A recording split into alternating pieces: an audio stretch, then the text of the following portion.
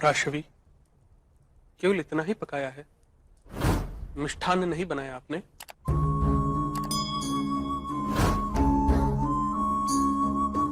क्षमा कीजिए वासुदेव, द्यूत सभा की घटनाओं के पश्चात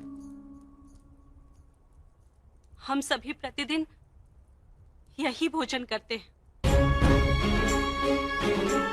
हस्तिनापुर के भाग्य जैसा कड़वे पत्ते और हमारी भावनाओं के भरे सूखी रोटी। आपके लिए मिष्ठान बनाने की इच्छा थी,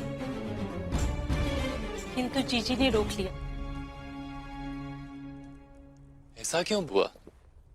मुझे तो मिष्ठान बहुत ही प्रिय है। कृष्ण, मेरी दृष्टि के सामने मुझे कुरुवंश का नाश होते दिख रहा है। एक मन कहता है कि इतना बड़ा विध्वंस उचित नहीं, दूसरा मन कहता है कि न्याय के लिए यदि समग्र विश्व भी जल जाए तब भी उचित है। ऐसी स्थिति में किस प्रकार सुख प्राप्त हो सकता है कृष्ण?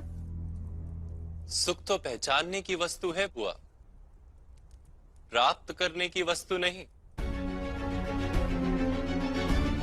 जो व्यक्ति वस्तु को सुख मानता है उसे वास्तविक सुख तो प्राप्त ही नहीं होता। जो सत्ता अथवा संपत्ति को सुख मानता है वो अवश्य अपने लिए विनाश को निमंत्रण देता है।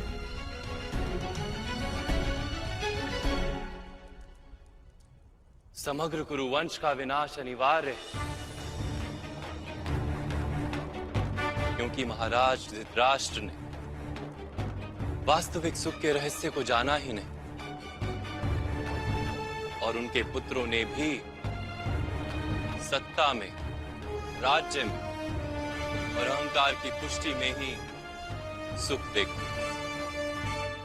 क्या सारे वंश का नाश हो जाएगा? किसी की रक्षा नहीं हो पाएगी वासुदेव? रक्षा अवश्य होगी माता पराशवी। धर्म और न्याय की रक्षा होगी।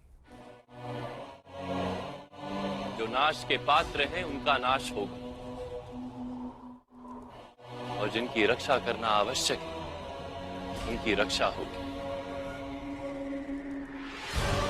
इसीलिए मैंने कहा माता,